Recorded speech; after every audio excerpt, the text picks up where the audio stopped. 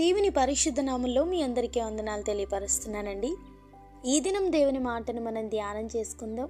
పరిశుద్ధ గ్రంథంలో నుండి యెషయా 60:14 వచనం.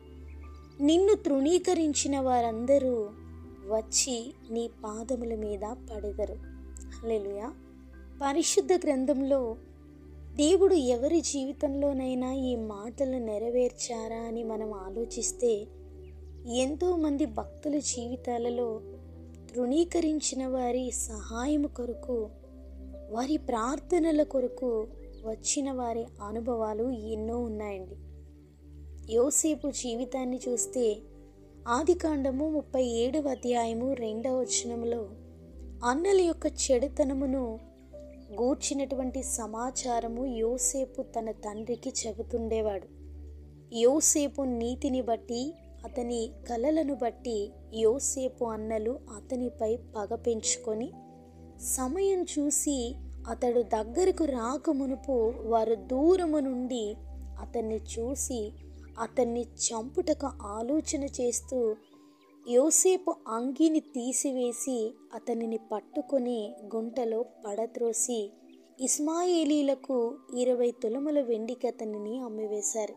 యోసేపుని గూర్చి అబద్ధపు సమాచారమును యాకోబునకు తెలియచేసి యోసేపు మరణించాడు అని వారు తమ తండ్రిని మోసం చేస్తూ అతనిని దుఃఖముతో వేదనతో జీవించినట్లు తండ్రి పట్ల కఠినత్వాన్ని యోసేపు పట్ల పగను వారు కలిగి ఉన్నారు. యోసేపు ఐగుప్తు అధికారి అయి ఉండగా యోసేపు సహోదరులు వచ్చి ముఖమును నేలను మోపి అతనికి వందనములు చేస్తూ, ప్రభువా, నీ దాసులమైన మేము ఆహారము కొరకు వచ్చితిమి అని యోసేపు పాదముల యొద్ద వారు నమస్కరిస్తున్నారు. ఈ మాటలు వింటున్న మీలో తృణీకరింపబడుతున్నారా?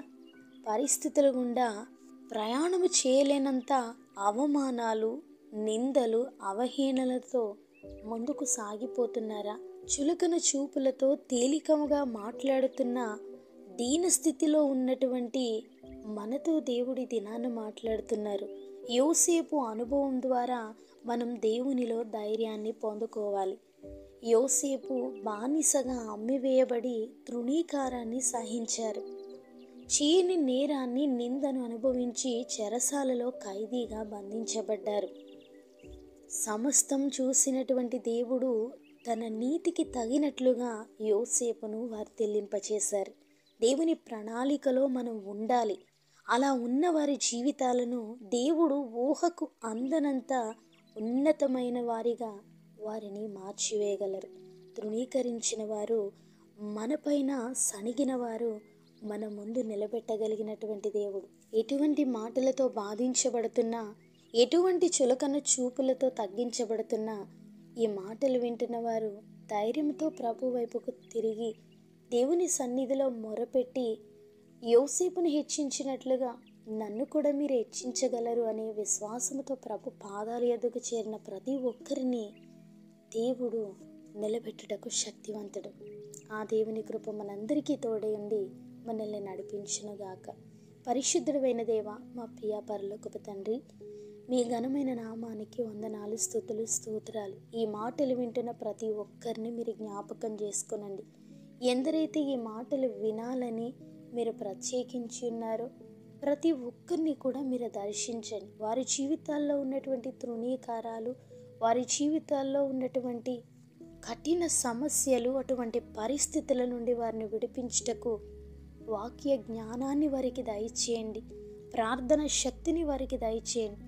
అటువంటి తృణీకారాల్లో వెళుతున్నటువంటి యోసేపు కలిగి ఉన్నటువంటి సహనాన్ని మాకును మీరు దయచేయండి. చక్కటి నీతి కలిగినటువంటి ప్రవర్తనను మాకు దయచేయమని నీ కృపతో మమ్మల్ని నడిపించి బలపరిచి ఉన్నతమైనటువంటి స్థానములో చేర్చున్నట్టు వరకు యోసేపుకు తోడైనటువంటి దేవుడు మాకును తోడైండి మమ్మల్ని బలపరిచినట్లుగా అనుదినము ప్రార్థనా జీవితంతో మీరు మమ్మల్ని ప్రత్యేకంగా ఆత్మీయ జీవితంలో ఫలింపచేయమని ఘనత, మహిమ, ప్రభావాలు మీకే చెల్లించుకుంటూ నజరేయుడైన యేసు శక్తి కలిగిన నామంలో అడిగి వేడుకొంచున్నాము తండ్రి.